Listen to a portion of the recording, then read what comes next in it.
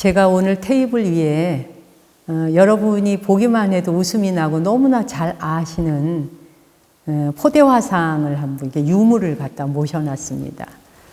어느 시대 때인지는 모르지만 제가 알기로 일단은 기본 한 1000년은 된 유물인 걸로 알고 있습니다. 그 포대화상 이러면 포대를 짊어지고 다니는 화상은 스님이란 뜻이잖아요. 포대를 짊어지고 다니는 스님이시다. 1100년 전에 실제로 생존하셨던 스님이지 않습니까? 원래 본명이 개차 스님이라고 하죠.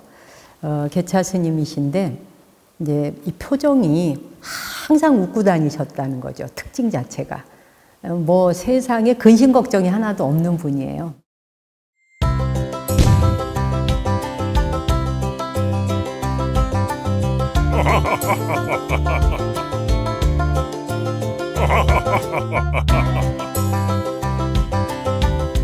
아마도 이 우주가 찡그릴 일이 하나도 없다라고 하는 이치를 터득하신 분이 아닐까 그렇게 생각하는데, 우리나라에서도 엄청 많은 사람들이 포대화상을 좋아하죠.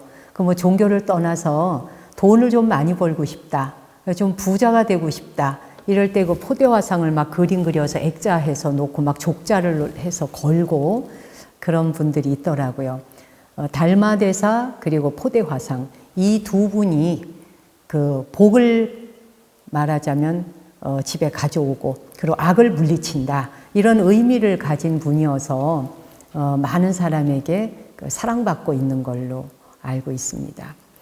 저도 제가 사민이 시절에 이 포대화상 그림을 처음 봤는데요. 보는 순간 처음에는 약간은 이상한 듯한, 그런데 뭔지 모르게 매력이 있는, 막 끌리는 거예요. 그래서 이제 이 포대화상은 복을 가져다 주고 그리고 좋은 기운을 불러다 주는 그런 상징적 인물로 지금까지 전해져 내려오고 있습니다. 특히 중국과 우리나라에서는 포대화상에 대한 인기가 굉장히 많은데, 실제 이 방송을 보고 계시는 여러분도 이 포대화상에 대해서 관심이 있으신지요? 그리고 일단 매력이 좀 있는지요? 어떻게 느껴집니까? 중국의 그 후량이라고 하는 곳에 계셨다고 하는데, 그곳에 이제 원래 참선을 공부하는 선승이셨어요, 이분이. 근데 항상 이제 이 푸대를 짊어지고 다니는데, 포대화상이라고 하지만 실제로는 복덕이 원만한 화상. 그래서 복덕 원만 구족. 복과 덕을 원만하게 부족해 준다는 건 이제 충만하게 채워준다는 뜻이지 않습니까? 재물을 원하는 사람에겐 재물을 그득 채워주고, 또 뭐 명예를 원하는 사람한테는 좋은 뜻의 명예를 그득 채워줄 수도 있는 걸까요? 하여간 인간이 추구하고 원하는 모든 것, 복과 덕을 원만하게 성취시켜주고 그것을 가득가득 채워주시는 분이시다 하는 걸로 이제 포대화상이 아주 굉장히 인기가 있습니다. 실제 우리 불가에서는 그 미륵보살의 화신으로 알려져 있습니다. 원래 포대화상이. 미륵불이라고 하는 것은 미래에 오시는 부처님이라고 하는 이름을 가지고 있어서, 그 미래에 오신다라고 하는 그 말 속에는 사실 뭐가 담겨 있겠습니까? 희망이라는 게 담겨 있죠. 무엇인가가 도래한다. 내게 뭔가가 올 거야. 근데 무엇이 오는가? 너무나 평안하고 너무나 행복하고 너무나 좋은 세상. 불교에서는 그냥 정토세계. 정말 뭐 나쁜 거, 더러운 거, 추악한 거, 고통스러운 거, 괴로운 거, 우울한 거, 뭐 이런 것들은 다 사라지고 정말 원만덕성을 갖춘 그런 이제 세계를 이끌어 가실 주존불이 바로 미륵존 부처님 또는 미륵불이라고 알려져 있잖아요. 미륵불 신앙이 우리나라에서 한때에도 대열풍을 일으켰었잖아요. 역사적으로, 시대적으로 보면은 그만큼 많은 사람들의 정신세계 그리고 그 마음 안에서는 나를 완전히 구원해 줄 분, 나를 온전히 구출해 주실 분, 나를 언제까지나 받아주고 용서하실 분, 나의 모든 것을 판단 분별 없이 다 받아들여 주실 분, 이런 분의 상징으로 바로 미륵부처님이라는 분이 존재하지 않았나. 그만큼 사람들의 마음 안에서는 그 희망과 그리고 뭔가 어떤 꿈을 이루고 싶은 부처님의 상징이었다. 물론 불교 내에서 경전을 통해서 해석하는 내용은 꼭 이와 같지는 않죠. 근데 오늘 제가 여기에서는 뭐 미륵 부처님께서 하생하시는 것을 논하자거나 경전에 나오는 미륵 부처님에 대한 걸 이야기하자거나 그런 자리는 전혀 아닙니다. 누구에게나 관심 가질 법한, 그리고 어디에선가 한 번은 봤을 법한, 이렇게 배가 불룩하면서 그저 미소만 짓고 계시는 이런 포대 화상을 여러분이 가슴에 한번 품어보는 것도 좋지 않을까라는 생각에 한번 이야기를 꺼내봤고요.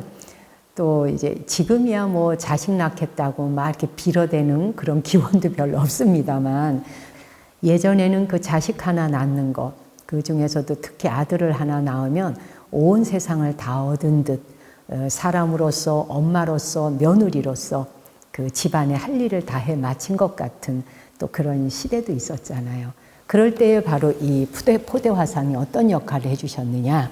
이 불룩한 배를 이렇게 쓰다듬기만 하면 그냥 자식이 생겼다는 거예요. 뭐 없던 자식이 툭 생기고 없던 돈이 툭 떨어지고 이랬다는 거죠. 그래서 그 포대 화상의 배는 항상 사람의 손때가 묻어 있다는 거예요. 우리나라가 됐던 중국이 됐던 요 배만 그냥 볼록한 이 배만 막 하도 만져갖고 막 복 나와라 뚝딱, 아들 나와라 뚝딱 막 이랬던 거죠. 예. 그런 역할을 해주셨던 분이어서 특별히 좀 관심도 가고, 또 이제 저도 이제 한 살 한 살 나이 먹어가면서 이 포대 화상과 같은 이런 하염없는 미소, 이런 하염없는 웃음, 이런 것을 우리 안에 좀 회복하는 것도 필요하지 않나 이런 생각을 하게 돼요. 근데 중요한 것은 포대 화상은 지금 여기에는 그냥 이렇게 턱 선방에 앉아 계시는 모습이지만 언제나 산타클로스 할아버지처럼, 산타 할아버지처럼 이렇게 주머니를 짊어지고 다니는 게 포대 화상의 상징이잖아요. 그 포대 안에 무엇이 들어 있었는가? 이분은 장난감, 과자 막 이런 걸 잔뜩 넣어 갖고 다니셨대요. 그 이야기에 의하면. 그래서 이제 많은 장난감과 많은 과자, 근데 특히 그게 누가? 아이들이 좋아하는 거. 아이들이 좋아하는 그런 것들을 잔뜩 넣어 갖고 다니다가 그저 길에서 아이를 만나기만 하면 과자 주고 사탕 주고, 그리고 이제 뭐 장난감도 주고 그냥 아이들하고 호탕하게 한바탕 웃고, 아이들을 만나면 완전 아기가 됐던 분이라 그래요. 아기의 모습으로 돌아가서 너무 유쾌하게 잘 노니까 주변 사람들이 이제 포대 화상을 보고 이렇게 물어요. 아니 스님은 산중에서 돌을 닦는다고 출가하신 분이 산중에서 돌은 안 닦고 왜 맨날 그렇게 푸대를 짊어지고 다니면서 아이들하고 놀고 낄낄거리고 깔깔거리고 그 짊어지고 다니는 게 뭐예요? 막 이제 이렇게 물으니까 포대 화상이 짊어지고 있던 거를 탁 내려놓아. 땅에다 쿵 하고 내려놓으면서 나는 이 공부하는 사람이야. 이러셔요. 난 이 공부하는 사람이야. 하면서 그냥 푸대자루를 쿵 내려놓으니까 사람들이 눈을 둥그렇게 뜨고 바라보죠. 자, 여러분이라면 포대 화상이 짊어지던 푸대를 쿵 내려놓았어요. 그럼 나는 이 공부하는 사람이야. 그럴 때 어떻게 받아들여지세요? 어떤 생각이 들어요? 좀 막연하죠. 그랬더니 이제 스님께서, 포대 화상께서 너희들이 세상 살아가면서 고민이 있다, 걱정이 있다, 스트레스를 받는다, 사는 게 힘든다, 난 저 사람이 미워 죽겠다, 난 누구 때문에 괴롭다, 이 모든 번뇌망상이 바로 이 주머니 속에 다 들어있는 거고, 그걸 그냥 툭 내려놓으면 되는 거야. 그래서 난 이 공부하는 사람이야 하면서 그거를 툭 내려놓은 거예요. 그러면서 또 뭐라 그러시느냐. 그런데 너희들이 살다 보면 짐을 짊어져야 할 때도 있잖아. 짐을 내려놓기만 하는 게 아니라 짊어지기도 하잖아. 그러면 짐을 짊어져야 할 때는 어린아이에게 사탕과 과자와 장난감을 논아주듯이 즐겁게 짊어지란 말이야. 그걸 뭘 그렇게 어렵고 복잡하게 생각해. 이게 이제 그 화상께서 해주신 말씀이에요. 네가 너무 힘들다 생각하면 툭 내려놓으면 되는 거야. 그런데 살면서 어떻게 그게 내려놓을 수 있겠어요? 살다 보면 이것저것 짊어지기도 해야죠. 그럼 짊어져. 짊어졌을 때는 어차피 네 어깨에 네 등에 짊어진 짐이잖아. 그럼 짊어진 짐을 그냥 무거워서 죽겠네. 그러면은 뭐 그 짐이 덜 무겁냐? 말하자면 이거지. 그게 덜 무거워지기를 하니 가벼워지기를 하니 그게 세상을 향해서 네가 뭘 웃으면서 베풀어 줄 수 있는 것이길 하니 아니잖아. 그렇다면 그 푸대주머니에 들어있는 네가 살아가면서 필요해서 걸머진 짐보따리잖아. 그럼 네가 등에 짊어진 그 모든 등짐들을 아이에게 과자 논아두듯이 짊어지고 다녀. 그러면서 베풀어, 나누어. 그러면 짐이 가벼워지잖아. 그러다가 너무 힘들 때는 푸대채로 내려놔.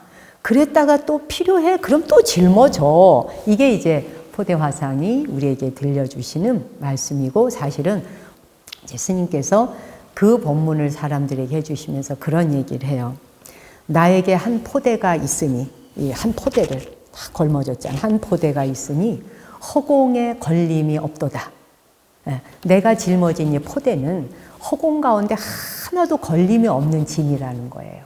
그리고 이것을 열어서 펼쳐 보이면 우주가 두루 그 속에 다 담긴다.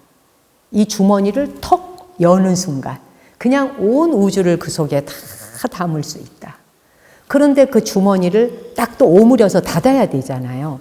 딱 줄을 잡아당겨서 딱 오므렸어. 오므려서 주머니를 닫는 순간 관자재로다. 걸릴 게 하나도 없어 라는 이런 멋진 본문을 해주십니다. 여러분 점점 더워지잖아요. 여름에 별거 아니어도 짜증날 수 있고요. 아주 사소한 작은 말에도 마음이 거슬릴 수 있어요. 이 말은 필요 없는 짐을 너무 많이 걸머지고 나는 이 짐 때문에 죽겠어 라고 하지 말고 그 등짐을 짊어진 이상은 허공을 다 그냥 담는 듯 자제하게 담고 자유자재하게 담고 그리고 그 보자기를 꽉 주머니를 열어 보이는 순간 아 이거는 내가 하기로 했던 거야. 결혼을 했던 자식을 낳았던 속을 썩히건 어떤 일이든 이건 내가 해보기로 한 거야. 이 말인 거예요. 예, 주머니를 확 여는 순간 우주가 다 담긴다. 다 내가 살아보기로 한 거라는 거죠. 그게 무슨 문제가 있겠느냐라고 생각해보라. 그리고 그 주머니를 탁 이제 입구를 오므려서 이제 짊어지고 나가야 되잖아. 짊어지고 나가야 할 때는 나누고 베풀고 나누고 베풀어서 하나도 걸릴 것이 없다 보면 관자재보살이잖아요. 자제하다는 게 뭐예요? 스스로 자유로운 거잖아요. 관자재보살과 같이 그렇게 무엇이든지 다 넉넉하게 퍼줄 수 있는 사람이다. 네가 그렇게 대단한 존재야. 그대들이 그렇게 굉장한 사람이야. 그걸 잊지 마라고 하는 이치를 알려주시려고 또 그러한 본문을 우리에게 보여주시는 분이 푸대 속에 그 포대를 짊어지고 다니면서 우리에게 그런 법을 설해 주시기 위한 분이 포대화상입니다. 여러분 무더운 여름일수록 포대화상 떠올리면서 그냥 웃어보세요. 빙긋이 웃다 보면 이 짐이 덜 무거워지는 것 같아요. 이 푸대가. 예. 무게도 덜 무겁고 그 다음에 설령 등짐을 지고 간다 해도 이게 보람 있는 등짐이 있잖아요. 제가 얼마 전에 유튜브를 보니까 이 머리 위에 그 다음 등짐에 어마어마한 것을 짊어지고 그 일하는 분들을 봤어요. 벽돌 있죠, 벽돌. 벽돌을 도저히 상상도 할 수 없는 양을 짊어지고 막 이렇게 몸을 아니 벽돌을 석장을 들고 가라 그래도 낑낑낑 맬 것 같아요. 그런데 막 100여 개도 넘어요. 그걸 그냥 완전 아치형으로 해갖고 탁 해서 탁탁탁 댄스 하듯이 가는 거예요. 놀랍지 않아요? 벽돌 석장을 짊어지나 벽돌 100장을 짊어지나 짊어진 사람의 마음에 따라 무게는 달라지더라. 그 법문을 해주시려고 한 게 바로 포대화상의 포대입니다. 여러분 즐겁게 보내시라고 포대화상 이야기 전해드렸습니다. 감사합니다.